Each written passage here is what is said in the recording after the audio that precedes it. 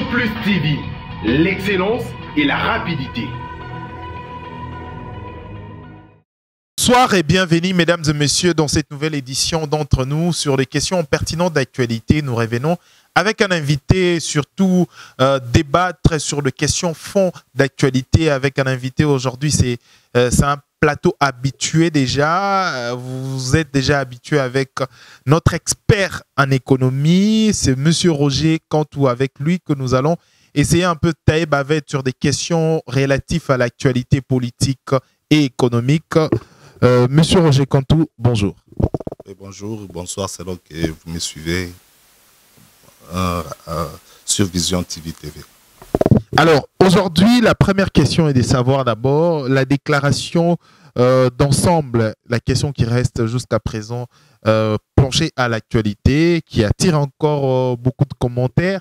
Aujourd'hui, comment vous trouvez cette décision d'ensemble prendre acte aux élections et puis également continuer sur sa déclaration au communiqué de presse? Effectivement, Raphaël, des mouvements politiques Ensemble pour le changement a pris une position qui est, à mon avis, louable par rapport à l'évolution des activités politiques dans notre pays après les élections, en ce sens que nous avons vu là une nette démarcation entre les mouvements tels que poursuivis par les candidats malheureux au scrutin du 30 décembre et les nœuds essentiels du mouvement Ensemble, parce que les autres ont finalement compris qu'ils devaient mener leur lutte, leur combat autrement que pour la revendication de ce que nous appelons aujourd'hui la vérité des urnes.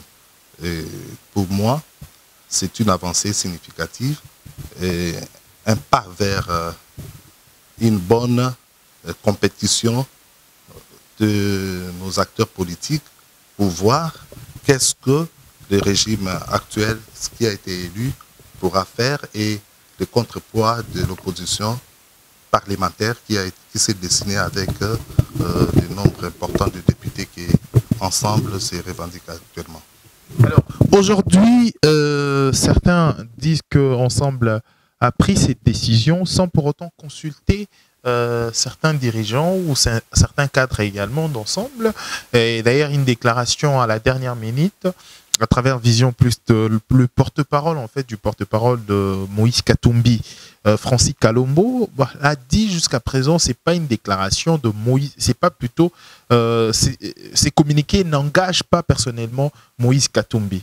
Comment vous appréciez cette situation alors que ces communiqués est bien signé par le vice-président d'Ensemble? Il y a un problème avec nos dirigeants ou nos acteurs politiques de tous bords, je dirais comme ça.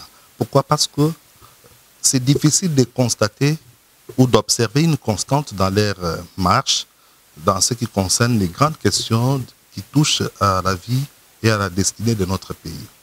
Il y a des alliances qui se font après un temps, elles se défont comme ça et chacun prend des allures, parfois taillées sur l'accord tribal, parfois taillées sur des considérations totalement subjectives, au point que nous nous posons la question, quand est-ce que les politiques congolais vont être unis sur base d'une vision claire, d'une pensée, une idéologie qui pourra permettre à ce que l'ensemble du peuple congolais puisse les suivre. C'est ce qui, à mon avis, peut-être explique l'attentisme de la grande masse de notre population qui, parfois, préfèrent observer ce que font les politiciens plutôt que de les suivre dans les mouvements qu'ils sont en train de mener, ça et là, à l'intérieur ou bien à l'extérieur du pays. Donc, pour moi, le point de vue d'Ensemble pour le changement, c'est un point de vue qui a été mûri, ils ont observé après les élections, je pense que c'est la première déclaration d'Ensemble pour le changement. Ils n'ont pas voulu d'emblée, juste après la proclamation des élections, se prononcer. Ils ont voulu observer un peu comment les peuples allaient accueillir. Il ne faut pas faire des choses en déphasage avec la population. Parce que si la population n'adhère pas à votre démarche ou par la liesse ou par l'esprit des foules, la population peut donner l'impression d'adhérer à votre démarche, mais dans les fonds, il faut, en tant que politique, être à mesure de jeter les ponts, de porter une vision qui soit la plus claire possible afin de conduire le peuple derrière vous. Ce sont des leaders. Les leaders doivent conduire la population. Et lorsque les leaders prennent des décisions qui, parfois, contredisent les aspirations de notre population, là, ça pose problème. Ça pose problème. Pourquoi? Parce que, regardons, si après la proclamation des résultats de cette élection de décembre, sur environ 40 millions d'électeurs attendus, il n'y avait que 18 millions qui avaient exprimé leur suffrage. Et vous pensez que la différence là est partie prenante à tout ce qui s'est fait? Non, ils sont en train d'observer. Ils veulent voir des choses.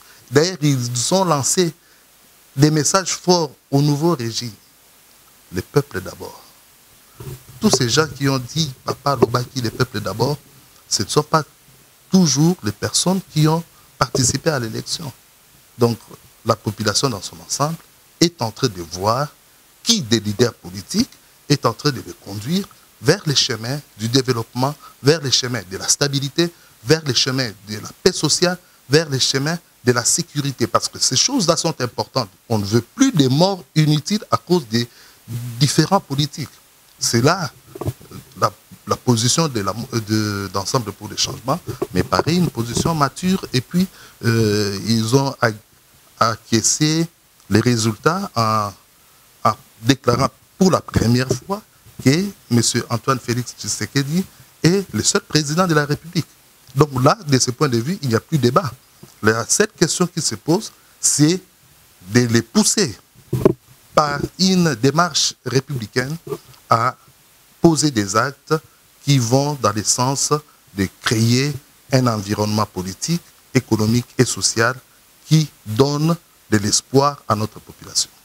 Alors, aujourd'hui, selon vous, vous êtes un analyste également, vous êtes expert en économie, maison, chez Vision Plus TV. Alors, aujourd'hui, personnellement, hein, selon vous, est-ce que l'apport de Moïse Katumbi, un sénat moment pour ces régimes, est-il important? Moïse Katumbi, c'est un acteur politique et même économique important dans notre pays. Mais je ne dirais pas que s'il y a un des fils de ce pays qui rejoint la BAC, cette action ne peut être que bien accueillie. Mais je ne lui donnerai pas beaucoup de pouvoir par rapport à l'action du gouvernement actuel. Plus on rassemble, d'ailleurs, le chef de l'État, dans sa première déclaration, il avait tendu la main à tous les fils de ce pays qui pouvaient donner leur main à contribution afin de bâtir notre pays. Donc, si, en tant que leader politique et économique de notre pays, je pense que son apport, ses conseils pourront être les bienvenus auprès du nouveau chef de l'État. Alors, aujourd'hui, c'est vrai qu'au-delà de ça, on parle de la réconciliation nationale. Aujourd'hui, le départ, qu'est-ce qui va devenir la Mouka sans Moïse Katumbi, personnellement? Vous savez, la Mouka va des ruptures en rupture. Déjà, après la signature à Genève, il y a eu scission, il y a deux qui sont partis. Et aujourd'hui, nous entendons le nouvel élan qui fait partie de ce mouvement-là donner un son de cloche qui ne rencontre pas la dernière déclaration faite par Ensemble pour le changement. Donc, pour moi, je suis en train de voir comment ce grand navire de la Mouka est en train de s'effondrer, est en train de couler.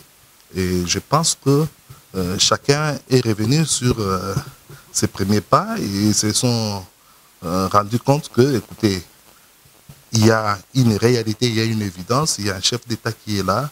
Il faut changer des méthodes, il ne faut pas continuer à réclamer, à revendiquer quelque chose qu'ils ne vont plus obtenir parce que du point de vue du contentieux électoral, je ne sais pas, ils vont saisir encore quelle instance parce que la Cour constitutionnelle s'est déjà prononcée et ces arrêts ne sont susceptibles d'aucun recours. Donc, les politiciens doivent s'ajuster.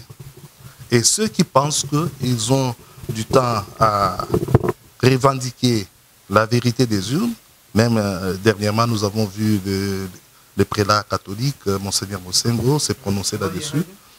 Donc c'est un peu par nostalgie que les gens sont en train de revendiquer ces choses-là, mais la vérité est que le pays est en train d'avancer petit à petit et le pouvoir est en train de se consolider au jour le jour. Alors aujourd'hui, c'est vrai que l'Église catholique a joué un grand rôle pour arriver aux élections présidentielles, législatives et municipales. Aujourd'hui, provinciales plutôt. Aujourd'hui, le rôle de l'Église n'est pas un rôle aussi à zapper facilement.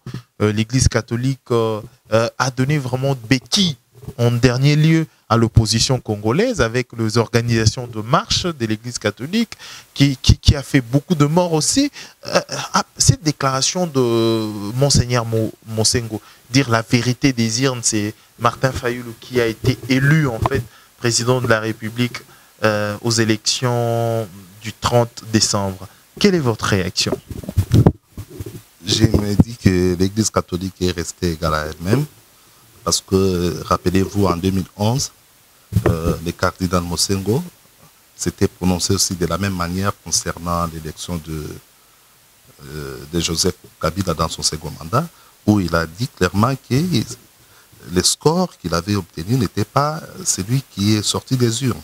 Mais c'est le président Kabila qui avait fini par gérer la République. Pareil avec ce qu'ils ont fait. Donc, ils sont libres d'émettre leur avis. Vous savez, même cette question-là de la vérité des urnes, beaucoup peuvent l'analyser dans un sens comme dans un autre. Pour moi, je peux dire la vérité des urnes, c'est un besoin d'éclaircissement des résultats tels que publiés. Par exemple, savoir combien la province de Kinshasa a exprimé comme suffrage, combien le Kasaï a exprimé comme suffrage. Tout ça, ça fait partie aussi du concept de vérité des urnes.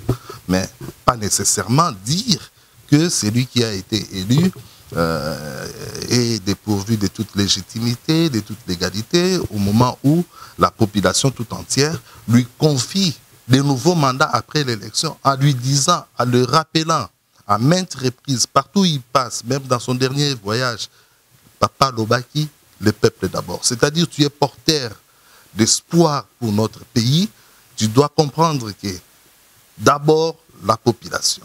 Et là, quand le peuple lui déclare à tout bout des champs, cela veut dire qu'il y a une adhésion populaire.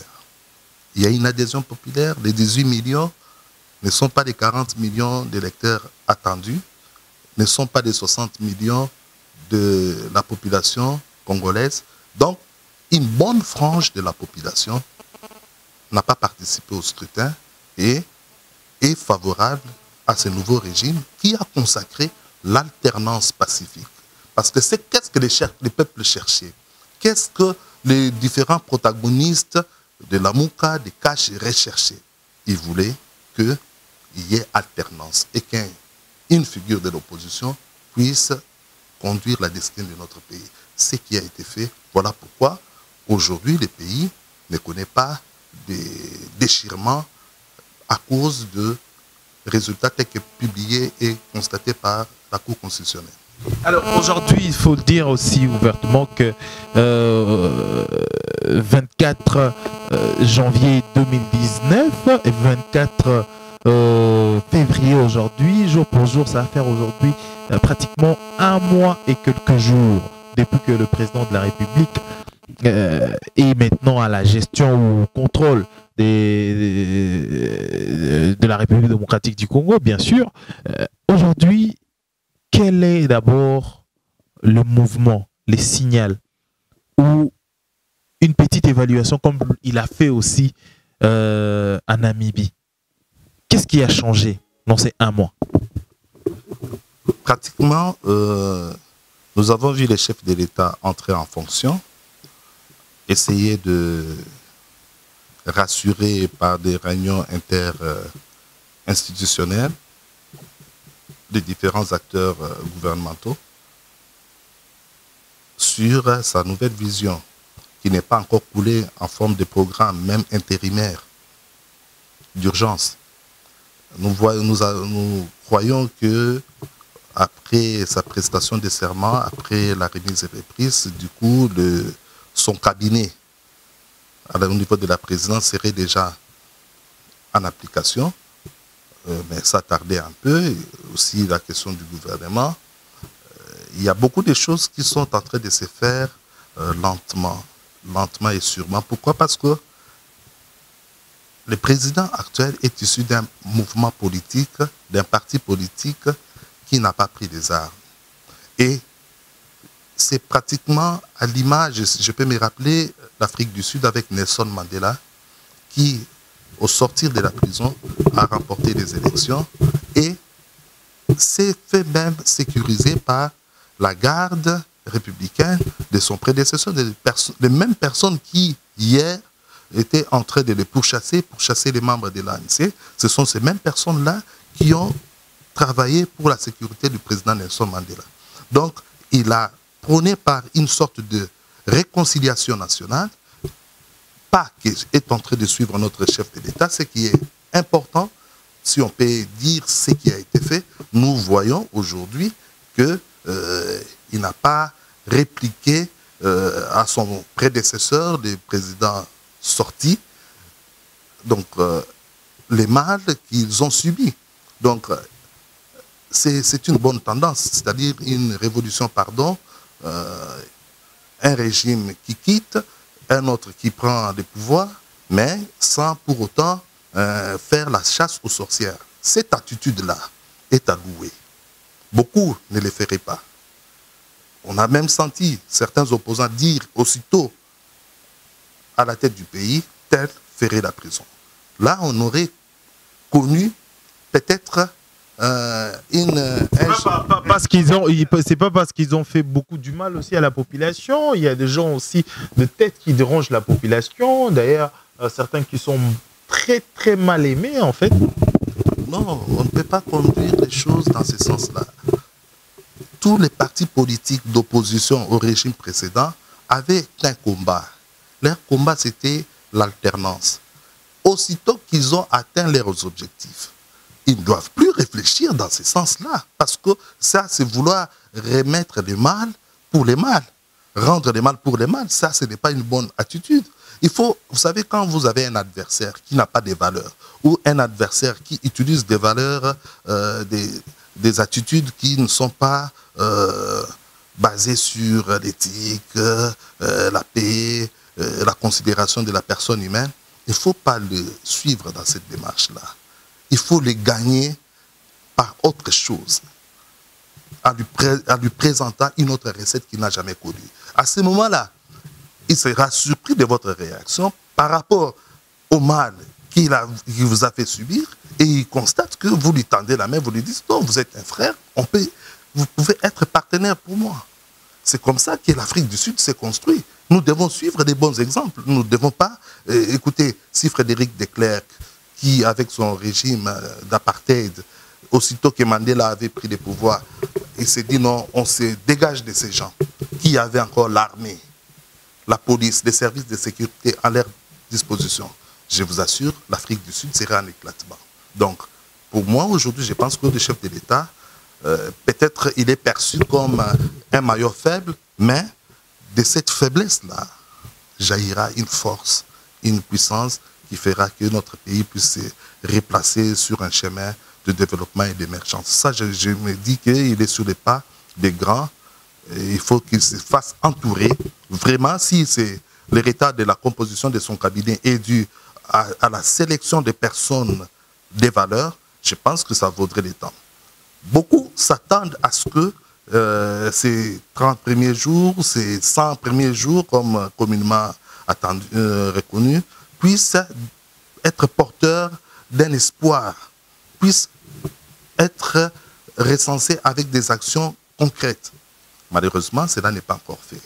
Mais déjà, la paix, la sécurité, l'harmonie, ça, ce sont des acquis que nous avons déjà connus. Et j'ai même entendu un de des secrétaires généraux de son parti qui disait que, sans les citer, qui disait que il y a des infractions comme l'outrage au chef de l'État qui ne seront plus d'application avec les nouveaux chefs de l'État. Donc, vous pouvez vous permettre de l'insulter.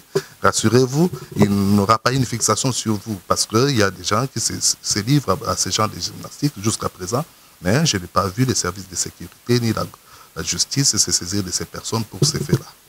Donc, aujourd'hui, le chef de l'État, il est déjà de retour à Kinshasa après un voyage en Namibie et ces derniers étaient influés trop de voyages. Hein. Alors, après un voyage en Namibie, aujourd'hui, d'abord personnellement, comment vous avez apprécié en fait son speaker, son discours en fait en Namibie? Bon, j'ai été attiré par une déclaration qu'il avait faite, par exemple, je ne serai pas un président qui va régner sans gouverner. Non, ça c'est un message clair. Et c'est un message d'un combattant aussi, d'un battant. Il se refuse de faire la figurance, vous voyez. C'est-à-dire parce que beaucoup pensent que on les traite même, moi je ne comprends pas nos amis, on les traite même de marionnettes. On dit voilà, il ne sait pas, la manette est tenue par quelqu'un d'autre. Pourquoi? Parce qu'ils sentent qu'il y a une sorte de partenariat entre celui qui est sorti et lui. Non, non. Le peuple doit s'habituer à des bonnes valeurs. On ne peut pas gagner toujours en combattant l'autre. On peut gagner même en vendant l'autre. Parce qu'aujourd'hui, la réussite de Félix Tshisekedi peut être attribuée à la réussite du président Kabila. Tout le monde a salué la passation civilisée des pouvoirs. Ça, c'est le mérite de qui? Du président sortant. Mais imaginez-vous s'il s'est retiré. Et là, c'est un message que je peux lancer à tous ceux qui sont autour de ces deux dirigeants, l'entrant et le sorti. Il faut éviter d'alimenter des tensions inutiles. Le président Kabila, c'est un président qui a déjà quitté le pouvoir. Il faut qu'on le laisse là, à sa position. Il est devenu un citoyen normal, ordinaire. Il faut qu'on les laisse sous ces statuts-là. Il ne faut pas lui conférer d'autres tâches pour donner l'impression qu'il a tendance à revenir sur la scène politique. Non, il faut lui laisser un peu de temps. Il a passé 17 ans, qu'on lui laisse un peu de temps de savourer un temps sabbatique, là où il peut se reposer.